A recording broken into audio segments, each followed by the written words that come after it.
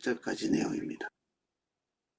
로마서 1장 2절에서 7절까지 내용입니다.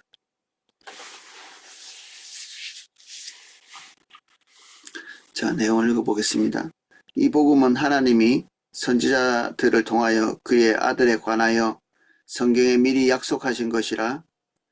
그의 아들에 관하여 말하면 육신으로는 다윗의 혈통에서 나셨고 성결의 영으로는 죽은 자들 가운데 부활하사 능력으로 하나님의 아들로 선포되셨으니 곧 우리 주 예수 그리스도시라.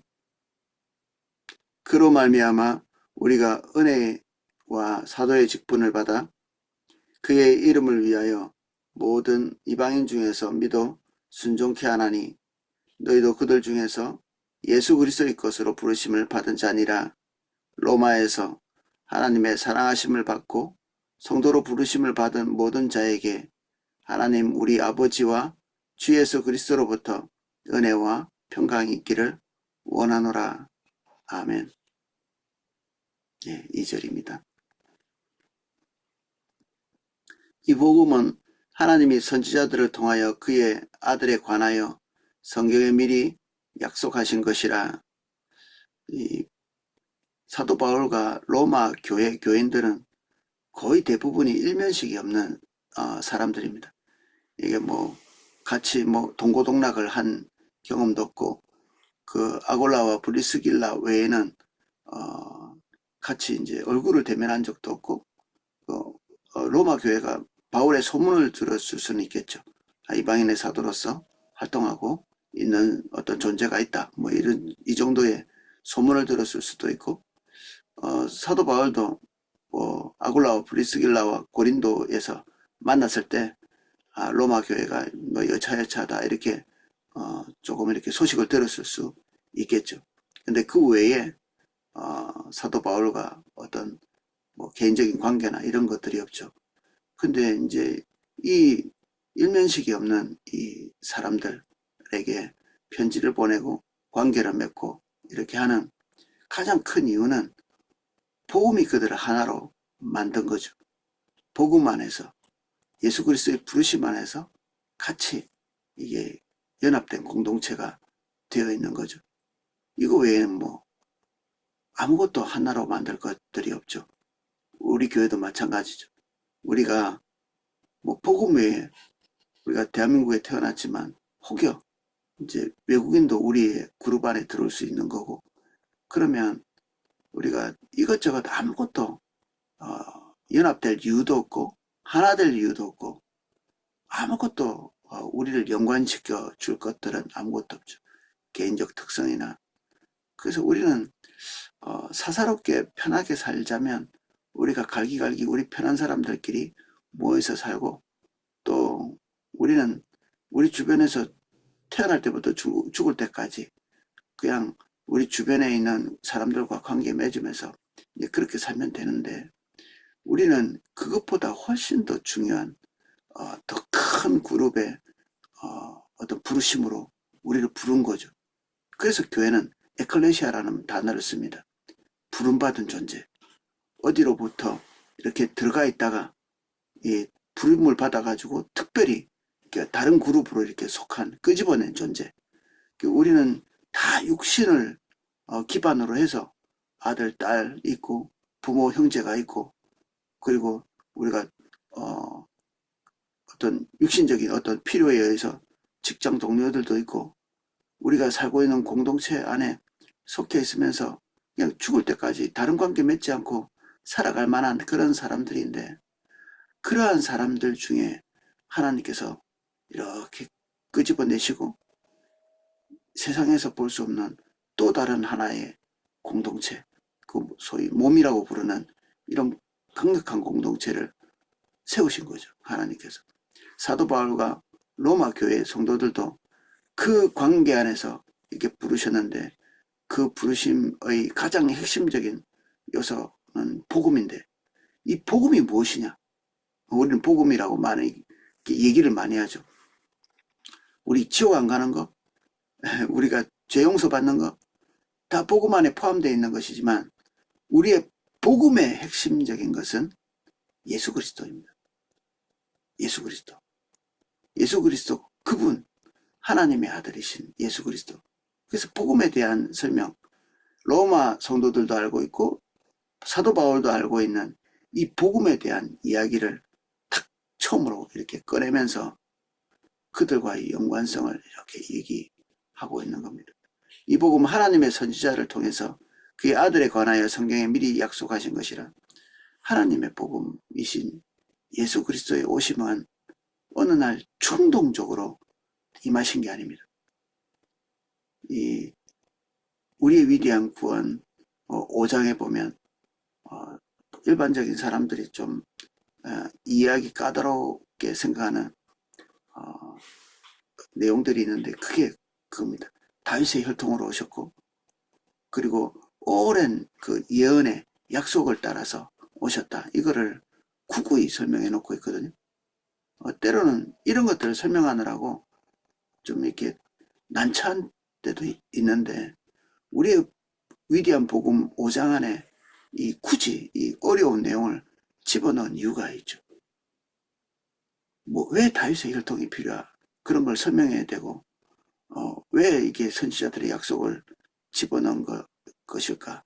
또 왜 이 수많은 예언들이 있었음을 굳이 얘기해야 되느냐면 예수 그리스도께서 이 땅에 오셔서 하신 일은 어느 날 갑자기 충동적으로 일어난 사건이나 그 우발적으로 일어난 사건이 아닌 겁니다. 우리는 계시, 은혜 이런 거 하면 이전과 연관도 없고 이후에도 연관이 없는데 오늘 갑자기 충동적으로 막 일어난 어떤 사건으로 생각하기 쉬운데 그런 것들은 그냥 헛된 생각일 가능성이 많습니다. 이전에 하나님께서 우리를 부르신 부르심과 이후에 하나님께서 우리를 인도하실 그 긴 부르심의 노정 안에서 오늘 하나님께서 말씀을 해나가시는 것이지 이것저것 다 조각난 상태에서 오늘의 부르심은 거의 의미가 없죠. 그래서 토막적인 이런 그 충동 이런 것들은 거의 의미 없는 일이다 이렇게 보시면 됩니다. 하나님께서는 이 예수 그리스도를 보내시면서 그냥 토막적인 어떤 사건으로 우리에게 다가오신 게 아니라 하나님의 그 크신 사랑, 그 은혜, 자기 자녀를 향한 열렬한 그 생각과 그 구속 계획을 가지고 예수 그 아담이 처음 주님을 떠난 그때부터 이렇게 품어오신 하나님의 오래된 계획이죠. 하나님의 엄청나게 오래된 계획. 우리는 사랑은 충동적이지 않고 우발적이지 않고 거기에는 계획이 있죠. 상대방을 향한 오랜 그 연민, 기다림, 그리움 또는 애쓰는 것들 이런 것들이 포함되어 있습니다.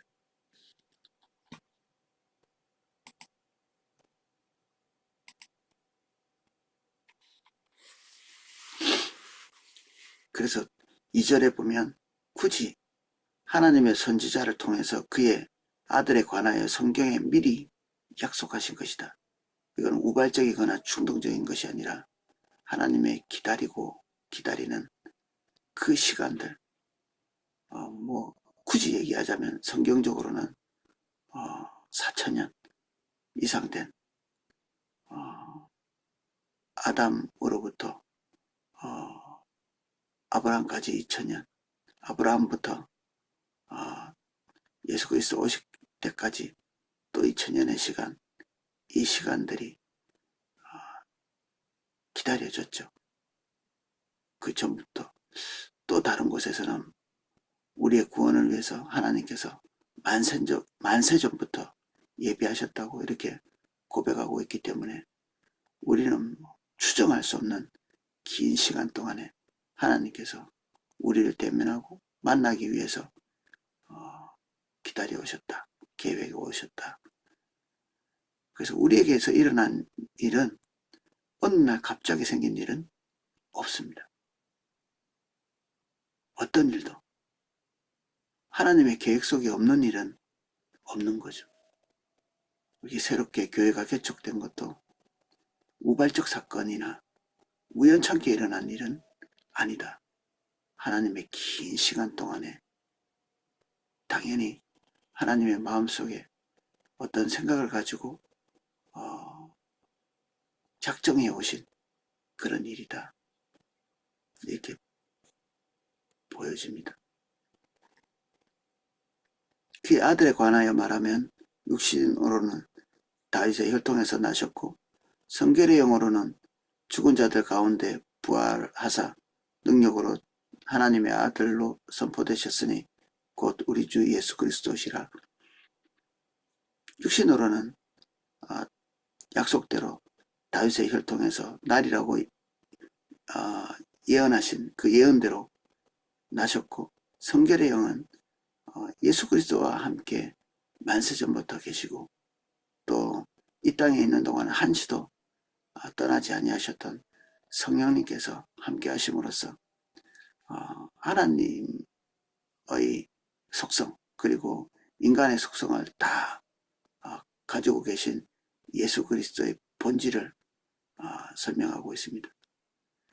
그래서 우리의 복음이신 예수 그리스도는 우발적으로 오시지도 않았고 그리고 사람과 신의 모습을 다 함께 가지고 있는 그러한 분이시죠.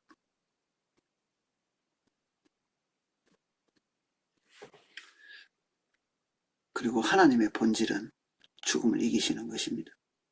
우리는 죽음을 이길 힘과 능력이 없어서 죽음 가운데 빠져서 헤매이며 죽음을 두려워하고 있지만 예수 그리스도는 그 죽음을 이기시고 또 우리에게 닥친 죽음도 같이 해결하신 구속자이시죠.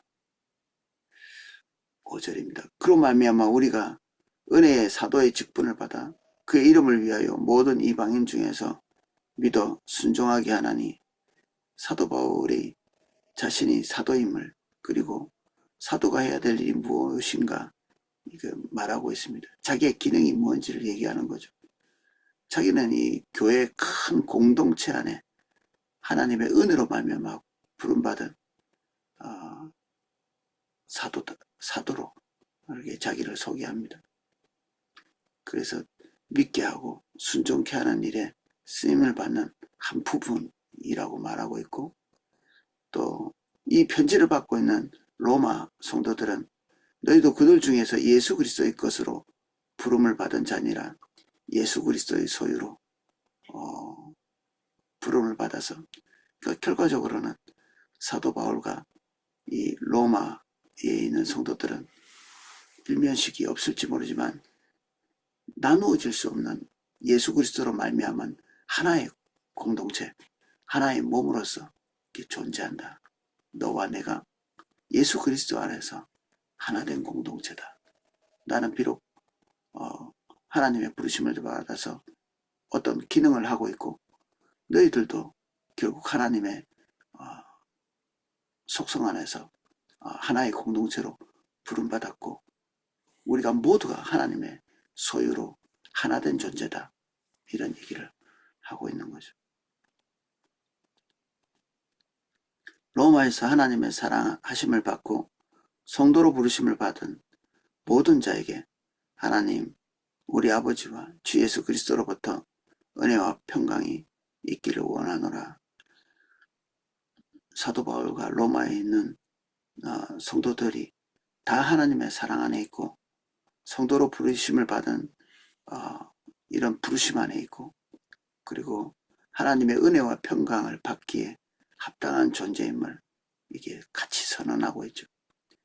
그래서 이 멀리 있는 아마도 고린도 지역에서 이 편지를 썼을 거라고 추정이 되는데 비록 몸 멀리 있었지만 이거 교제하면서 예수 그리스도의 그 큰 영역 안에서 너와 내가 오늘 만나 있고 그리고 우리는 그 은혜를 받기에 충분한 존재로서 여기에 있다.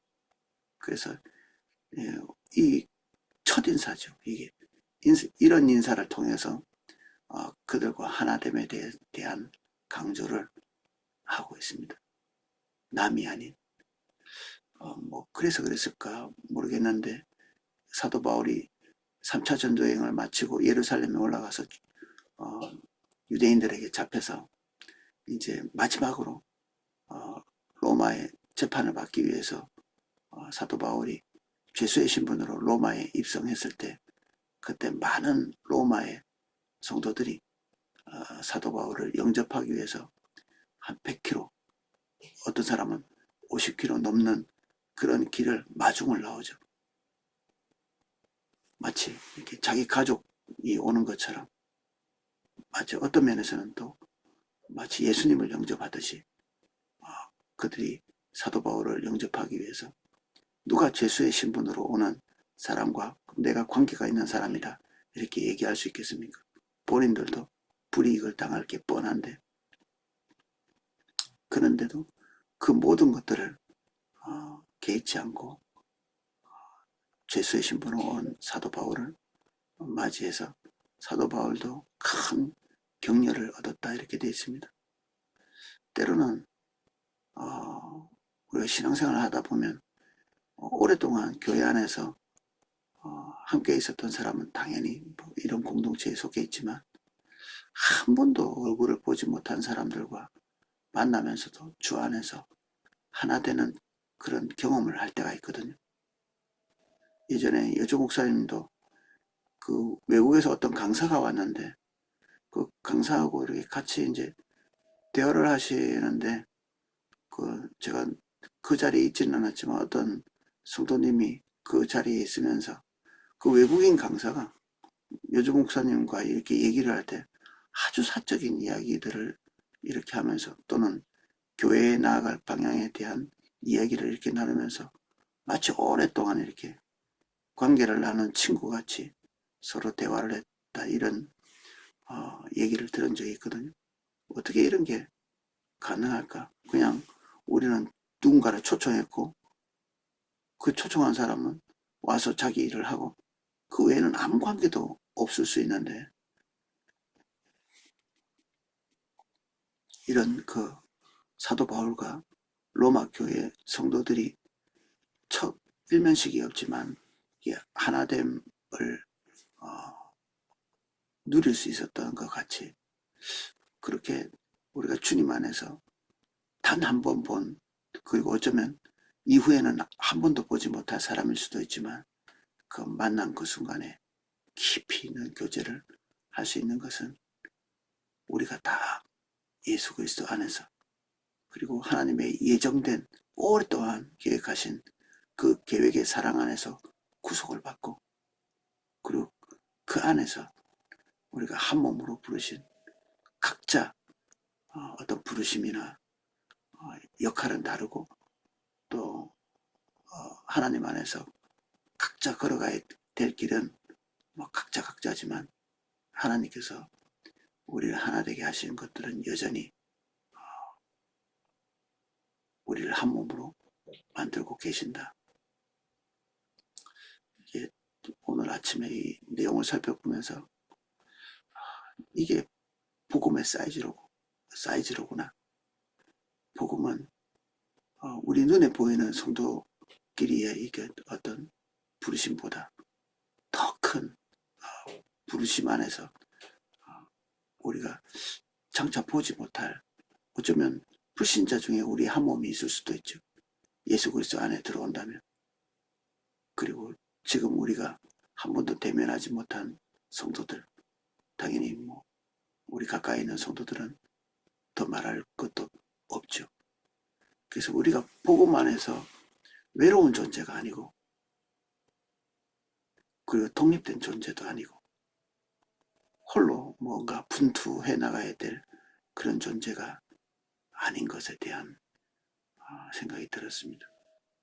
우리는 서로에게 지극히 크게 의존하고 있고 서로의 격려로 인해서 서고, 이 연합되어 하나님의 짐을 나누어 지고 주님 부르실 때까지 걸어가는 거죠. 오늘은 사도 바울이 로마 교인들에게 한 첫 인사의 내용을 같이 살펴봤습니다. 제가 기도하겠습니다. 바울과 로마 성도들은 한 번도 만나지 않았지만 예수 그리스도의 복음 안에서 깊이 있는 연합의 관계를 누렸습니다. 우리를 복음 안에 부르시고 예수 그리스도의 그 구속의 은총 가운데 우리가 한 몸이 되었습니다.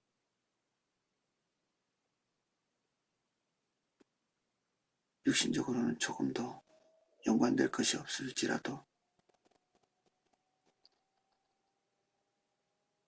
육신보다 더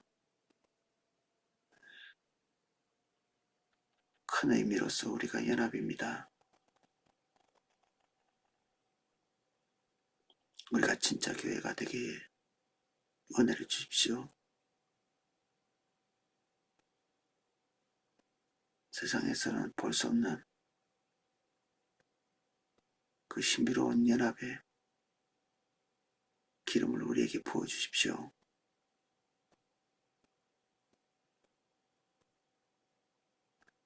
세상의 그 어떤 연합도 교회의 연합에 도달할 수 없습니다.